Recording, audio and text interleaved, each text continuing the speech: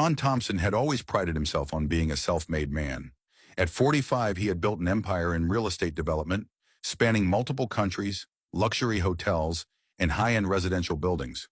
Born and raised in a tough neighborhood in Chicago, John had experienced firsthand the challenges of poverty, discrimination, and limited opportunities.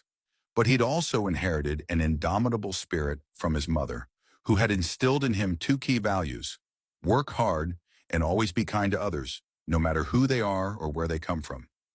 This philosophy of kindness had shaped John's life in ways he hadn't even realized until much later. As a young man, he had worked multiple jobs to put himself through college, receiving scholarships for his academic excellence and eventually earning a degree in architecture. His rise in the real estate industry wasn't easy. He had to navigate systemic racism, tough competition, and countless sleepless nights building his business. But eventually, his hard work paid off. John became one of the wealthiest black men in America, celebrated not only for his business acumen, but also for his philanthropy. He had set up several scholarships for underprivileged youth, funded community centers in struggling neighborhoods, and supported causes that promoted education and equal opportunities. One day after a particularly long business trip, John checked into one of the luxury hotels his company had recently acquired in New York City.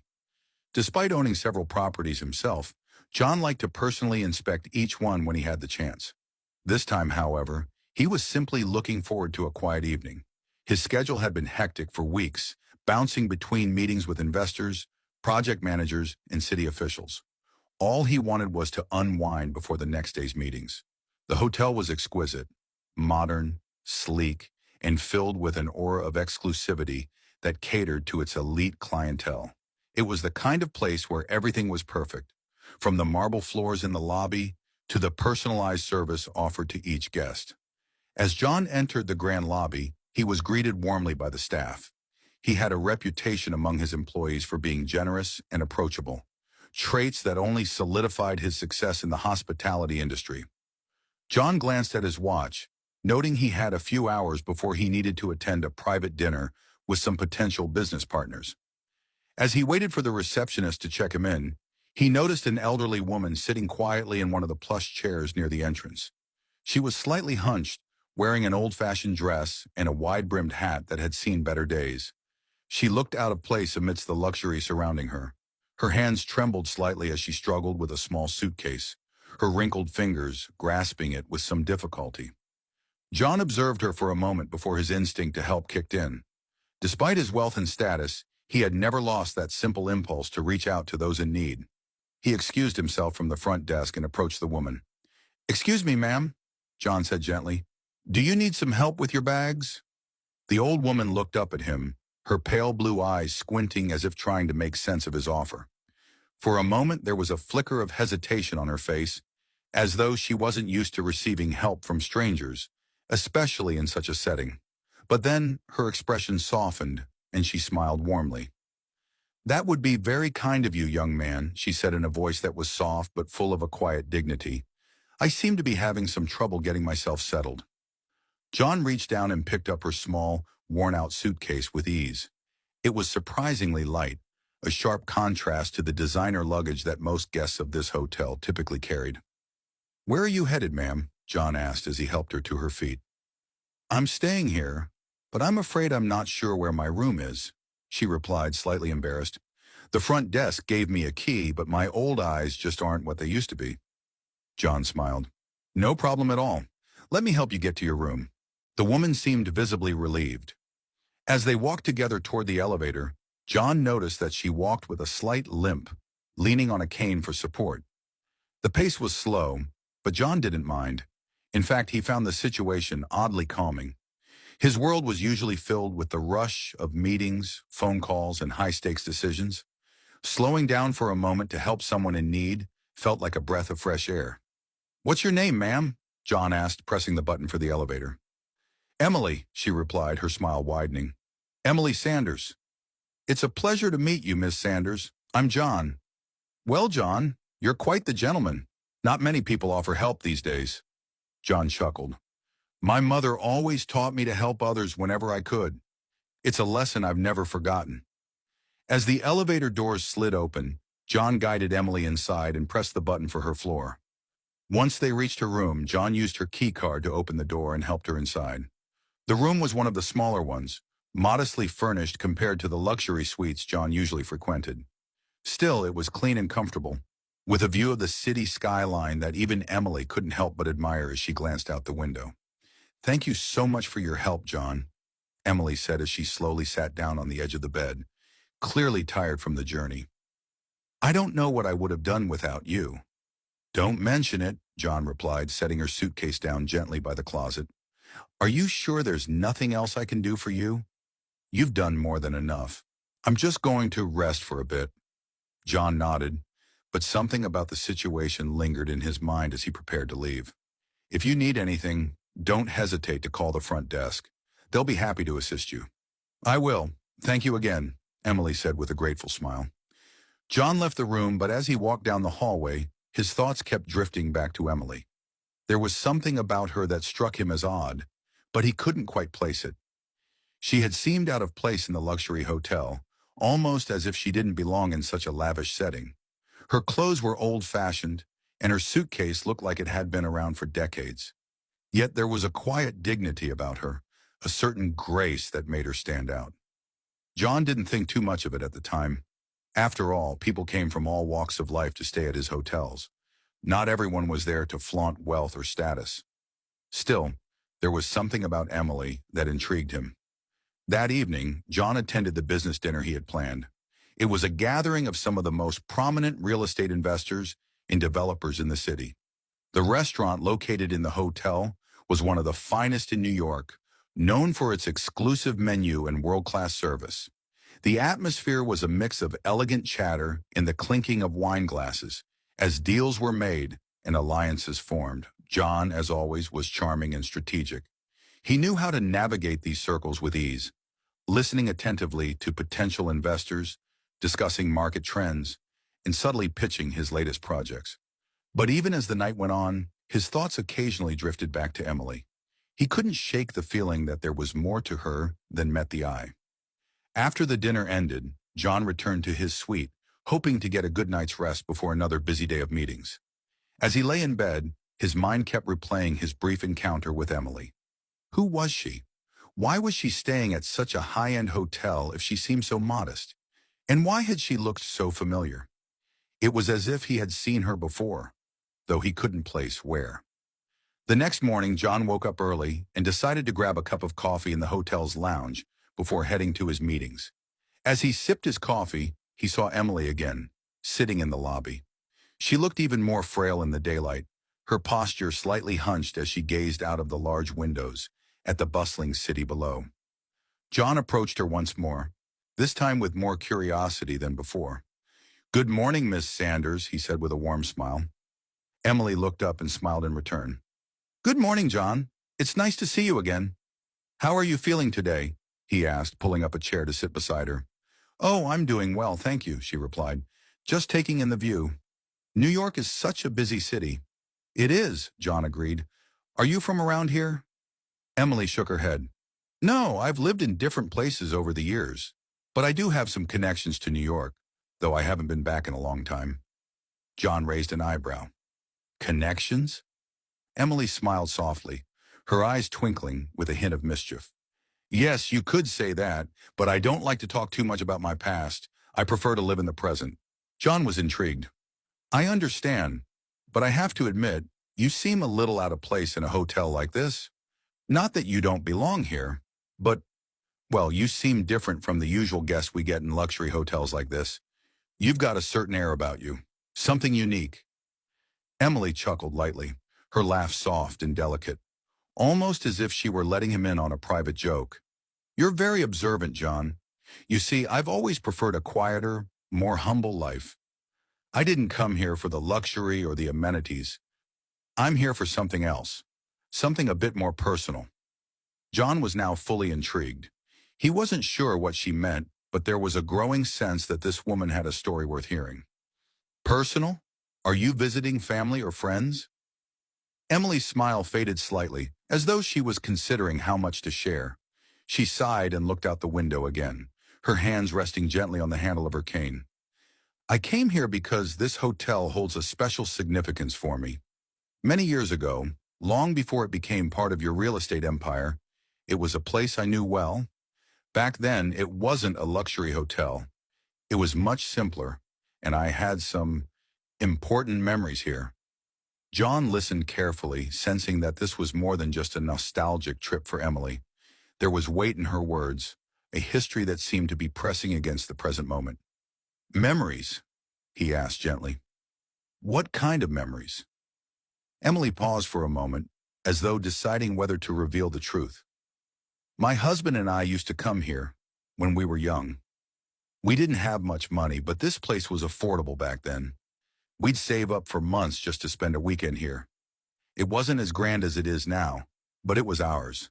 It was our little escape from the world. John felt a pang of empathy as Emily spoke. He could see the distant look in her eyes as if she were reliving those moments in her mind. He could tell that those weekends she mentioned had been important to her, a respite from whatever challenges she and her husband had faced. I'm sorry, John said softly. That sounds like a special time in your life. Emily nodded, her gaze still fixed on the city outside. It was. My husband passed away many years ago, but I still come here from time to time, just to feel close to him again. This hotel has changed so much since then, but when I sit here quietly, it almost feels like he's still with me. John was deeply moved by her words. He couldn't imagine what it would be like to lose someone so close, someone you'd built a life with. He had never married himself, too consumed with his work and ambition, but he had seen the love his parents shared and the deep bond they had formed over the years. He could only imagine how hard it must be for Emily to return to this place, filled with memories of her late husband. I'm glad I could help you yesterday, John said sincerely, and I'm even more glad to have met you. You're a remarkable woman, Emily. Emily smiled, her eyes softening as she looked at him. Thank you, John. You've been very kind to me, and I appreciate it more than you know. It's rare to find people who still care about others these days. They sat in silence for a few moments, the bustling noise of the hotel lobby fading into the background.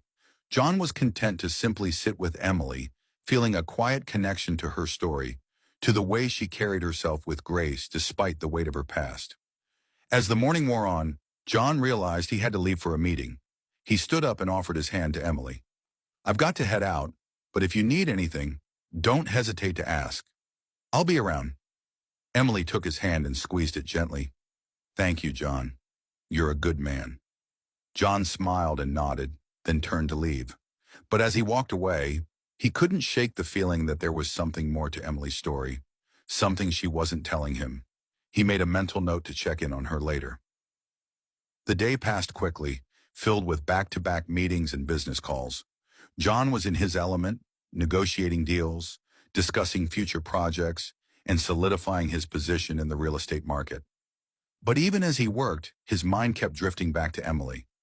There was something about her that he couldn't quite put his finger on, something that tugged at him, urging him to dig deeper. Later that evening, after another long day of work, John returned to the hotel, exhausted but satisfied with the progress he had made. As he entered the lobby, he looked around for Emily, hoping to check in on her again, but she wasn't there. He asked one of the staff members if they had seen her, and they informed him that she had gone up to her room earlier in the afternoon and hadn't come down since. John decided to head up to her room to see how she was doing. He knocked on the door softly, and after a few moments, Emily opened it. She looked tired, but she greeted him with a warm smile. John, it's good to see you again, she said, stepping aside to let him in. I just wanted to check in on you, John said as he entered the room. I was thinking about our conversation this morning, and I realized there's still so much I don't know about you. Emily chuckled softly as she sat down on the bed. Well, I suppose there's a lot I haven't told you, but that's not because I'm hiding anything. I've just learned over the years that it's better to live quietly without drawing too much attention to oneself. John sat down in the chair across from her, intrigued by her words. But there's something more, isn't there? You mentioned connections to New York earlier. You're not just here for the memories, are you? Emily's smile faded slightly, and for a moment there was a flicker of hesitation in her eyes. She took a deep breath, as though preparing herself to reveal something she had kept hidden for a long time. "You're right, John," she said quietly. "There is more to my story, but it's not something I usually share with people. In fact, most people don't know who I really am." John leaned forward, his curiosity piqued. "What do you mean? Who are you, really?" Emily looked at him for a long moment, as if trying to decide whether she could trust him with the truth. Then slowly, she reached into her small suitcase and pulled out an old weathered photo album. She opened it carefully, the pages yellowed with age, and handed it to John. "Take a look," she said softly. John took the album and began flipping through the pages. At first, he wasn't sure what he was looking at. The photographs were black and white, showing a much younger Emily standing beside a tall, distinguished man who must have been her husband. There were pictures of them at various events, smiling and happy. But as John turned the pages, the images became more formal. He saw Emily standing with prominent political figures, celebrities, and even world leaders. John's heart began to race as he realized what he was seeing. "Wait a minute," he said, looking up at Emily in disbelief. Are these?" Emily nodded slowly. "Yes, John. My husband wasn't just any man. He was a diplomat, a highly influential one. We traveled the world together, attending political summits, meeting heads of state, and advocating for global causes. We lived a very public life, though we tried to keep a low profile whenever we could." John was stunned. He had never imagined that the quiet, elderly woman he had met in the hotel lobby had once been at the center of global politics, mingling with some of the most powerful people in the world. "Why didn't you tell me?" he asked, still trying to process the revelation. Emily smiled sadly. "I've learned that it's easier to live a peaceful life when people don't know who you are. After my husband passed away, I withdrew from the public eye. I wanted to live quietly without the attention or the expectations that come with being part of such a high-profile world." John nodded, understanding her desire for privacy, but he was still amazed by the life she had lived. "You must have seen so much," he said, flipping through the rest of the album. "All those places, all those people." "I did," Emily replied. "But in the end, it's the simple moments that matter most. The times I spent with my husband, just the two of us, away from the cameras and the crowds. That's why I come here, to this hotel. It reminds me of those quiet times we shared, when we were just a couple in love, before the world knew our names." John sat back, feeling a deep sense of admiration for Emily. She had lived an extraordinary life, but she valued the same things he did: kindness, humility, and love. He realized that her story was a reminder that no matter how much wealth or fame someone might have, it's the personal connections and the small acts of kindness that truly matter in the end. "Thank you for sharing your story with me, Emily," John said sincerely. "I feel honored to know you." Emily smiled warmly. "And I'm glad I met you, John.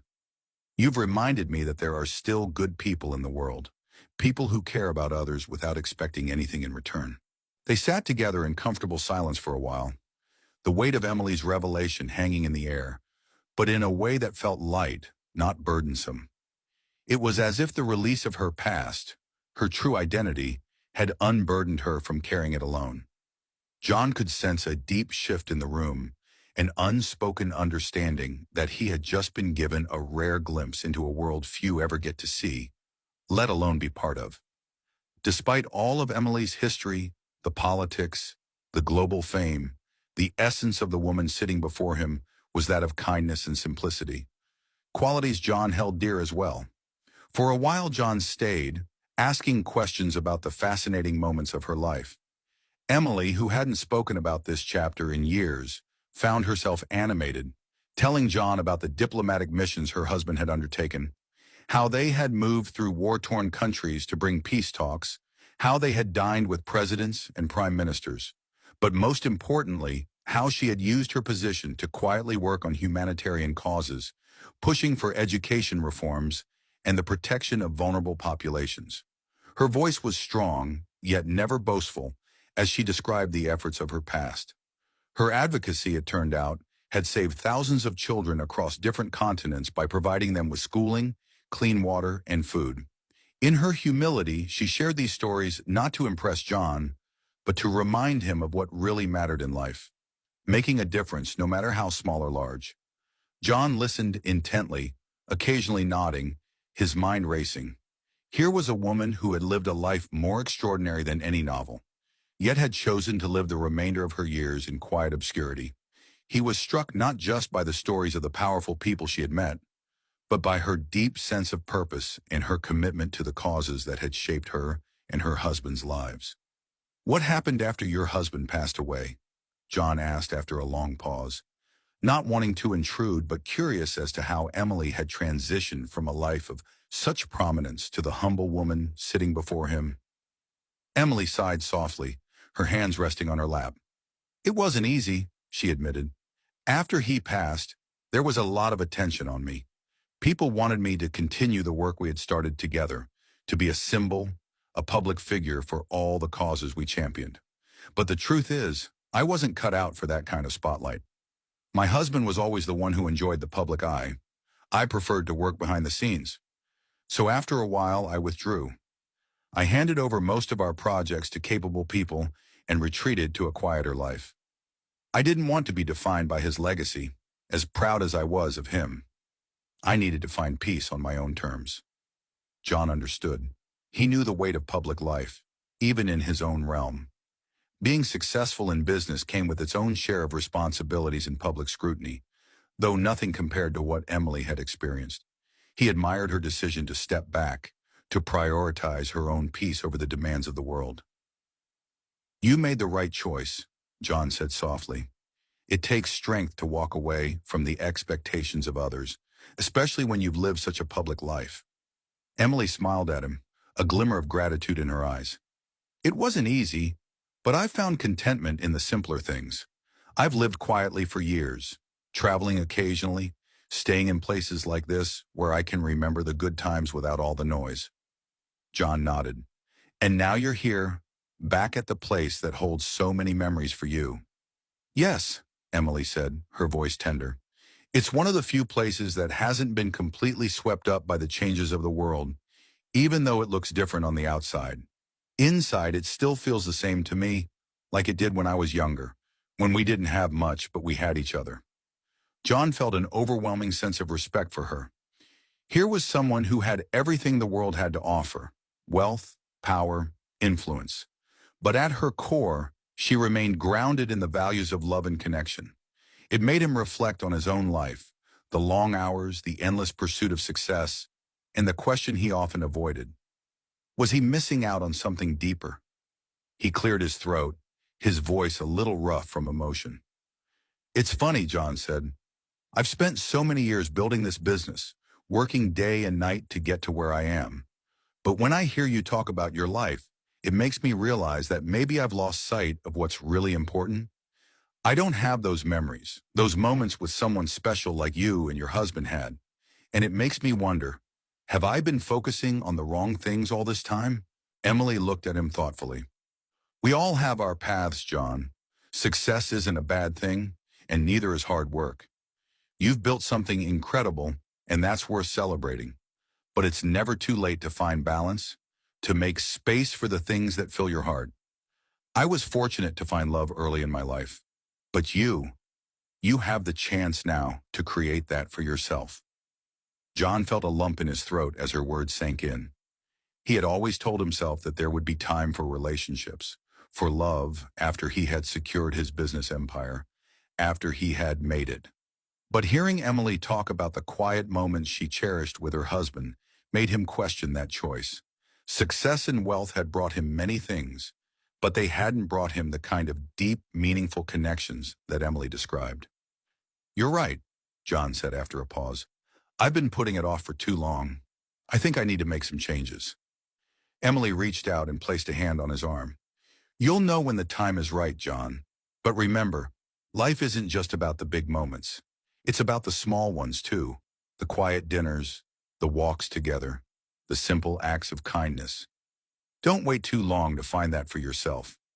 John smiled, feeling an unexpected sense of clarity wash over him. "Thank you, Emily. You've given me a lot to think about."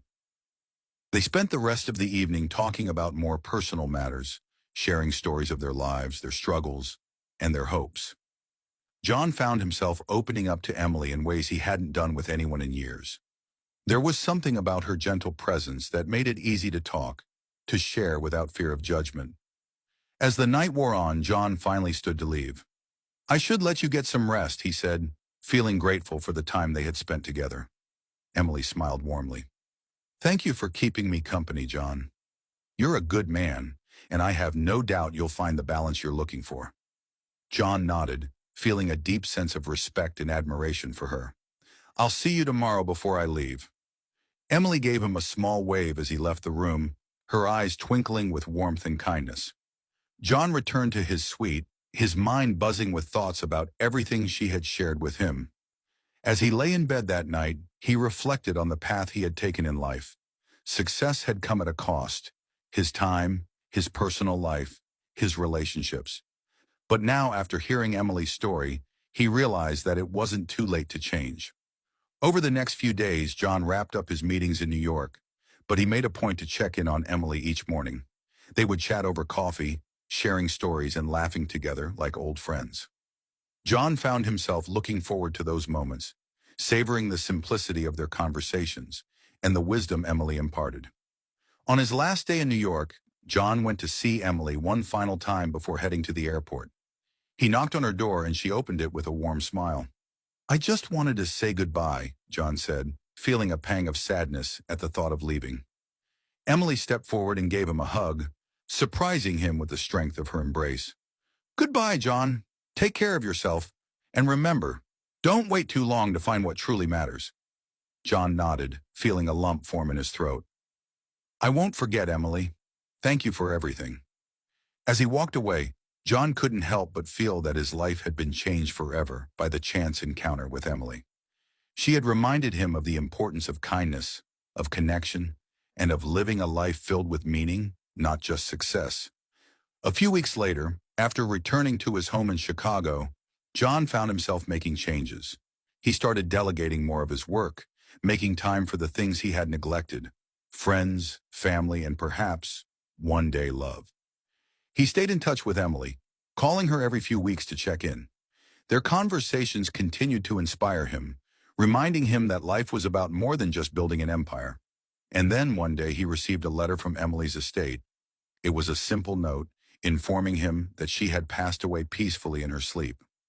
In her will, she had left a portion of her estate to John's charitable foundation, along with a personal note that read, "John, you reminded me that there are still good people in the world. Use this to continue your work and never forget to live your life with kindness and love. Emily." John sat in his office, the letter in his hands, tears welling in his eyes. Emily had touched his life in a way he never expected, and her legacy of kindness would live on through him. From that day forward, John made a promise to himself to live a life not only defined by success and wealth, but by the kindness Emily had shown him and the lessons she had imparted in their brief time together. He would build more than just skyscrapers and hotels. He would build bridges, bridges between people, between communities, and within himself. The passing of Emily weighed heavily on John, but it also ignited something within him that he hadn't felt in years: a desire to be more than just the man with the golden touch in business. He wanted to be the man who made a difference, one small act of kindness at a time, just like Emily had done, quietly and without the need for recognition. For the next several weeks, John found himself immersed in reflection. The bustling world around him continued its high-speed pace, but John slowed down. He began attending charity events, not just as a benefactor, but as a participant, engaging in conversations, learning about the lives of those he could help. His priorities shifted from maximizing profits to maximizing the impact he could have on the people around him. The more he thought about Emily, the more he realized how extraordinary she was, not because of her wealth or the people she had met, but because of her ability to live a life grounded in love and humility. Despite all she had achieved, she remained centered on what truly mattered: human connection.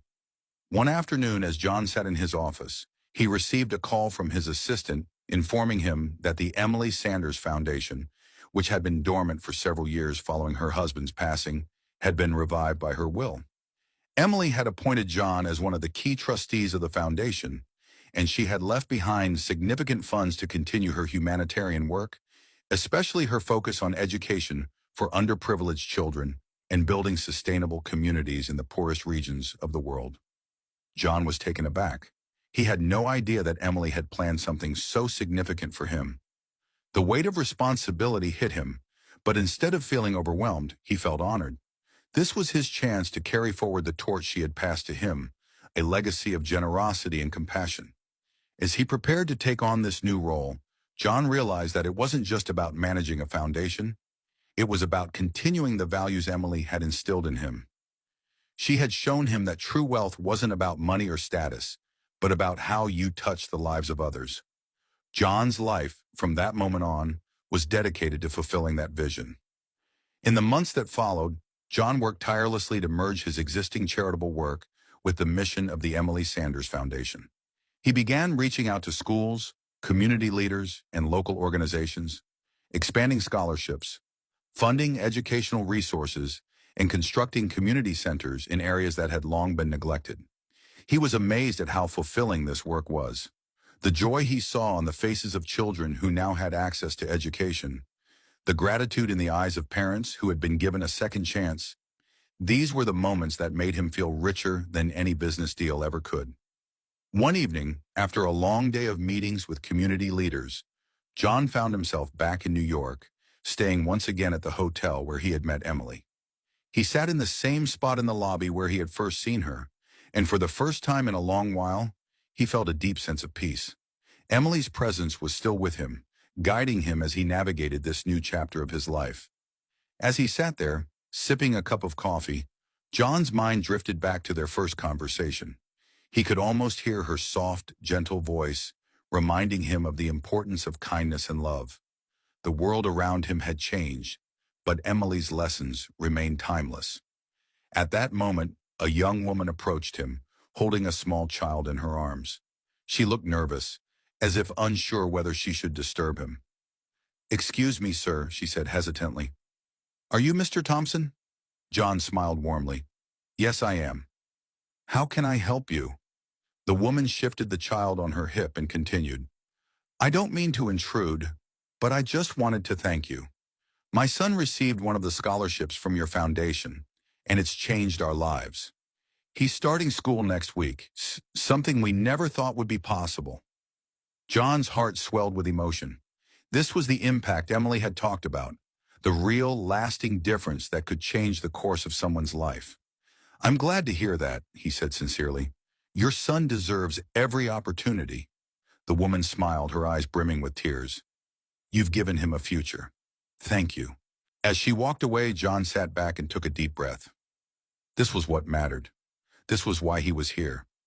Not for the accolades, not for the money, but for moments like this, when a single act of kindness could ripple out and touch lives in ways he never could have imagined. Over time, John's life became a blend of business and philanthropy, but the latter always took precedence.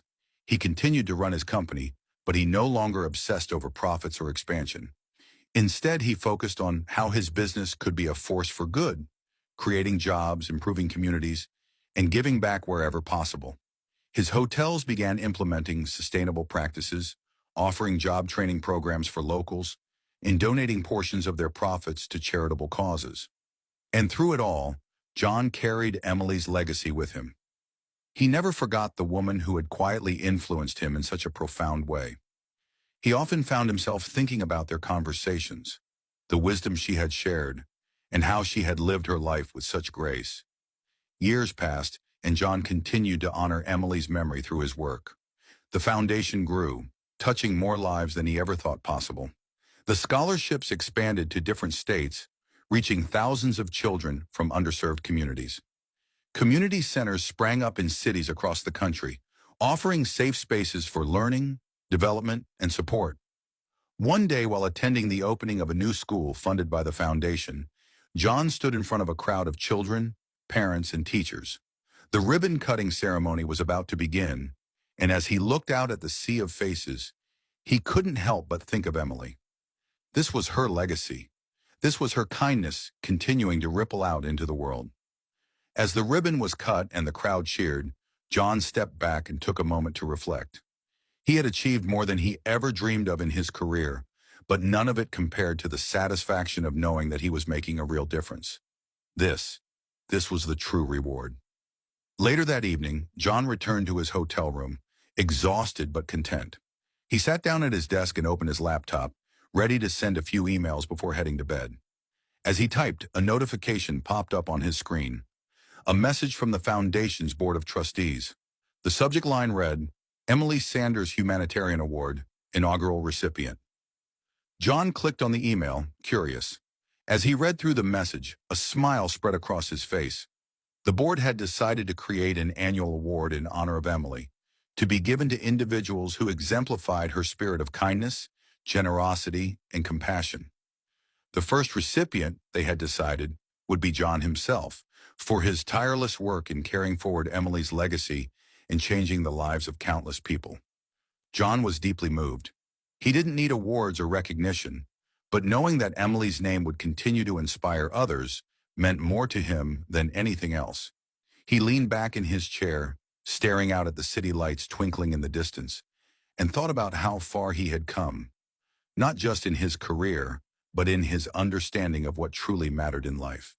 It had all started with a simple act of kindness in a hotel lobby. He had helped an elderly woman with her bags, never expecting anything in return. And yet that one moment had changed the course of his life, leading him down a path he never could have imagined. As John closed his laptop and prepared for bed, he whispered softly to the night, "Thank you, Emily." And somewhere, in the quiet corners of the universe, he knew Emily was smiling back at him.